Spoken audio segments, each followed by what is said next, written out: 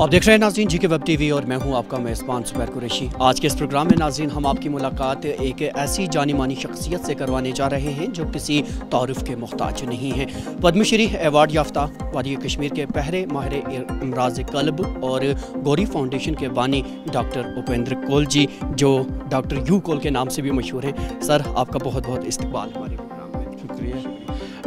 अपने नाज़रीन को बताता चलूँ कि आज तक हम इन्हें बहैसियत सिर्फ माहिर अमराज क़ल्ब से जाना करते थे, लेकिन हाल ही में इन्होंने अपनी सवानिया उम्री तहरीर करके एक अच्छे मुसन्निफ़ होने का भी सबूत दिया है और बहुत कम अरसे में ये किताब जो है कायरीन के हलकों में काफ़ी पज़ीराई हासिल कर रही है। आज हम डॉक्टर साहब से इसी किताब के ताल्लुक़ से बात करेंगे। डॉक्टर साहब, सबसे पहले लोगों के दिलों का इलाज करते करते आपने उनके दिल की आवाज़ कैसे सुनी और ये व्हेन द हार्ट स्पीक्स वजूद में आई? ये जो किताब का बेसिकली आइडिया दिया वो मेरे एक कोलीग स्टूडेंट जो कि यहाँ बैठे हुए हैं इस वक्त, उनका नाम है डॉक्टर आबिद हुसैन। उन्होंने मुझे कोई 4-5 साल पहले कहा कि आपने इतना कुछ किया है, इतना कुछ देखा है, इसको तो आपको लिखना चाहिए। मैंने पहले इसको बड़ा लाइटली लिया, लेकिन वो बार बार इंसिस्ट करके मुझको परसुएड किया कि लिखो। फिर मैंने थोड़ा लिखना शुरू किया, कागज़ों पे कुछ नोट डालते हुए। मैं एक बारी इंडिया इंटरनेशनल सेंटर है दिल्ली में, जानी पहचानी जगह है जहाँ पे इंटेलेक्चुअल जाते हैं पढ़ते हैं, तो मैं भी मेंबर हूँ उसका। तो मैं वहाँ गया तो वहाँ पे मुझे अशोक ओगरा करके हैं, he was director Doordarshan also और पहले, और वो उसमें मास कम्युनिकेशन के बड़े माहिर हैं। तो उन्होंने कहा ये क्या है? मैंने कहा यार ये कुछ मैं अपने बारे में किताब सुनते हैं। तो his immediate, oh a book is in making. मैंने कहा ये तो आपको लिखनी पड़ेगी, तो आप लिखो इसको, लेकिन मैं आपको सलाह दूंगा कि कोई प्रोफेशनल पर्सन से भी कांटेक्ट करो जो कि आपको बताते रहेंगे कैसे कैसे होगा। तो उन्होंने एक खुद ही सिलेक्ट की एक कैलकटा की लड़की, उसका नाम श्रेया चक्रवर्ती है, हु गॉट इनटू दिस, और मैं लिख के भेजता था तो वो वापस भेजती थी, इसको आप एलेबोरेट करो, इसको एनेक्डोट लिखो, थ्योरेटिकल लग रहा है, इसको ऐसे करो, ये क्या लिख रहे हो, ये तो विकिपीडिया में भी मिल जाएगा कि ये फ्रांस में पेरिस के अंदर जो है ये टावर वो टावर, ये किसको पढ़ना है, तो कोई भी पढ़ लेगा। इसका आप लिखो, आपका क्या एक्सपीरियंस रहा, आपने क्या उसमें देखा। तो हम करते करते करते करते लिखते रहे। फिर हमने उसमें अपने बचपन से शुरू किया। बचपन मेरा जो था थोड़ा मुश्किल बचपन था, क्योंकि मेरे फादर दिल्ली चले गए थे 47 में। सर, ज़िमनन एक चीज़ आपसे मैं पूछना चाहूँगा, दिल्ली के सेंटर में जब से जम्मू कश्मीर के सरकर्दा सियासतदान और सकाफती सफ़ीर करण सिंह और डायरेक्टर एम्स के ख़ातून जब से इसका इफ्तिताह हुआ, इसकी रस्म रनुमाई की रस्म अंजाम दी गई, तब से जम्मू कश्मीर के कायरीन मुख्तलिफ़ किस्म की आरा दे रहे हैं। सियासतदान इसे सियासी नुक्ता नज़र से देख रहा है, समाजियात का तालिब इल्म, हर एक को इसमें अपना अपना पहलू नज़र आ रहा है, लेकिन डॉक्टर यू कोल के नज़दीक ये क्या है? नहीं, देखो ऐसा है, मैं बहुतों से मिला हुआ हूँ यहाँ पे।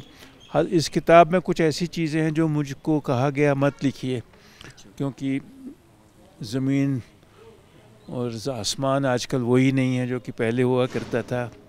I hope you understand that.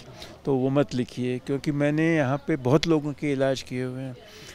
मैंने बहुत इम्पोर्टेंट नाम जो आपको पता है उनके इलाज किए हुए हैं। मैंने गिलानी साहब का भी इलाज किया हुआ है, मैंने शबीर शाह का भी इलाज किया हुआ है, यासिन मलिक का भी इलाज किया हुआ है, फारूक अब्दुल्ला के रिश्तेदारों का भी इलाज किया हुआ है, मुफ्ती साहब को तो मेरे ख़ास मरीज़ थे, उनकी फैमिली का भी किया हुआ है। तो मैं उसके ऊपर लिखना चाह रहा था, फिर मैंने कहा कुछ नहीं लिखना तो कुछ भी नहीं लिखते इसके ऊपर। अब मैं इसके नेक्स्ट एडिशन में, जो कि हम एक एडिशन निकालेंगे इसका, वो भी एक चैप्टर लिखने वाला हूँ। तो कश्मीर का मकसद, किताब जो है वो कश्मीर, मेरी माँ और मैंने क्या क्या देखा है दुनिया में उस पर है, और खुले दिल से लिखा है, कोई हिचक नहीं। किसने रिश्वत करी, रिश्वत मेरे सामने शुरू हुई, किकबैक मेरे सामने शुरू हुए, बिना इंडिकेशन के प्रोसीजर करना मेरे सामने शुरू हुए, ये नहीं थे पहले, ये शुरू हुए, ये केमिस्टों के धंधे शुरू हुए, वो सब खुल के लिखा हुआ है इसमें बेधड़क। वो मैं बेधड़क इसलिए लिख पाया हूँ कि अल्लाह ने मुझको ऐसा बनाया है कि मैं इन चक्रों में कभी फंसा नहीं हूँ। जो इन चक्रों में फंसे वो नहीं लिख सकता। आप समझते हैं जो मैसेज आप कन्वे करना चाहते थे या आपकी अपनी जो चीज़ है जो आप कायरीन तक पहुंचाना चाहते थे, आप उसमें कामयाब हुए हैं या कहीं ना कहीं ये टीस जहन में है कि आने वाले दूसरे एडिशन में आप उस चीज़ को भी कवर करेंगे दूसरे एडिशन के तौर पर? नहीं, वो तो होगा, उसमें ऐसी चीज़ें लिखूँगा कि जो इसमें नहीं लिखी हैं।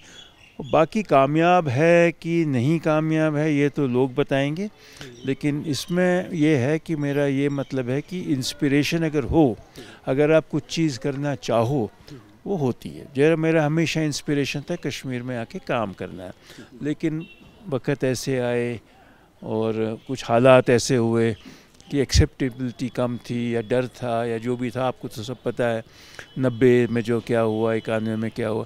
लेकिन आप देख रहे हो आज कोई इंस्पिरेशन थी, देखो हमने सेंटर बनाया, आप इसी सेंटर में आए, मेरे माँ के नाम पे सेंटर है। ऐसा ही सेंटर मैंने अपने गांव में बनाया है, अपने दादा के नाम पर Prasad Ju Khan heart centre is Gauri Kaul foundation.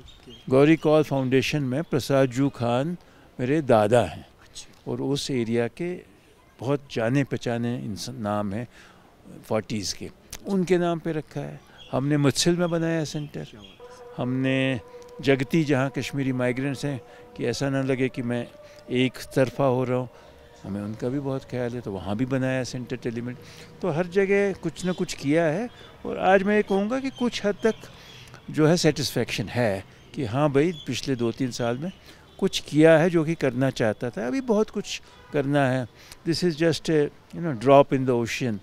ये नहीं कह रहा हमने कुछ बहुत कमाल कर दिया, we just trying to supplement little bit on the government's efforts कि NGO हैं, हम जो कर पा रहे हैं कर रहे हैं और आगे भी हमारा कुछ इरादे हैं करने के। एक हॉस्पिटल बनाएं अपने एरिया में जहाँ की कमी है हॉस्पिटल्स की।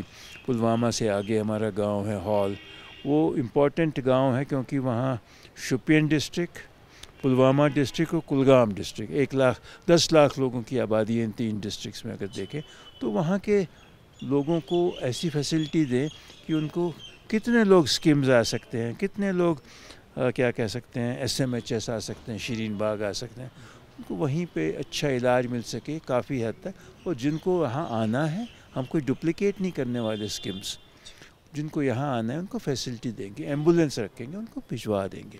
सर किताब के ताल्लुक से अगर बात करें, दिल्ली में आपने इसका इफ्तिताह किया तो जम्मू कश्मीर, चूँकि आपने फरमाया कि मैं अपनी मांग के लिए ये लिख रहा था, तो क्या जम्मू कश्मीर के लिए यहाँ पर इसकी रस्म रुनमाई की तकरीब कोई मुनक्किद करने का प्रोग्राम फिक्स हो गई है? डेट 29 अक्टूबर सैटरडे 6 बजे।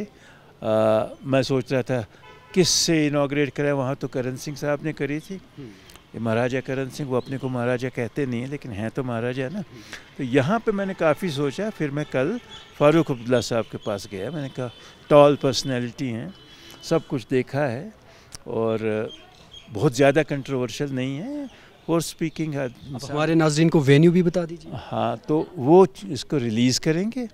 अमिताभ मट्टू, वो बहुत ही जाने पहचाने कश्मीर के वो हैं, क्या कहते हैं, he is basically A humanist and also history सारी पता है और वो प्रोफेसर हैं जो JNU में ऑस्ट्रेलिया में, वो आएंगे।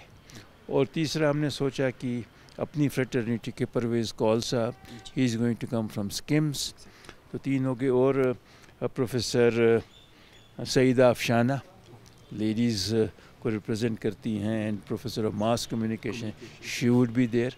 ये तो कम से कम इतने लोग होंगे। ये हम 29 अक्टूबर को रेडिसन होटल में करने जा रहे हैं। माशाल्लाह, आपको हमारी तरफ से पेश की मुबारकबाद।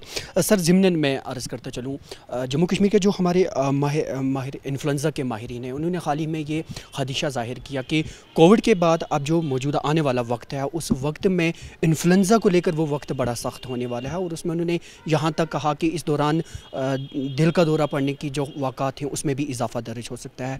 आप बहैसियत माहिर अमराज़ क़ल्ब क्या कहेंगे, क्या मुमकिन है ये सब?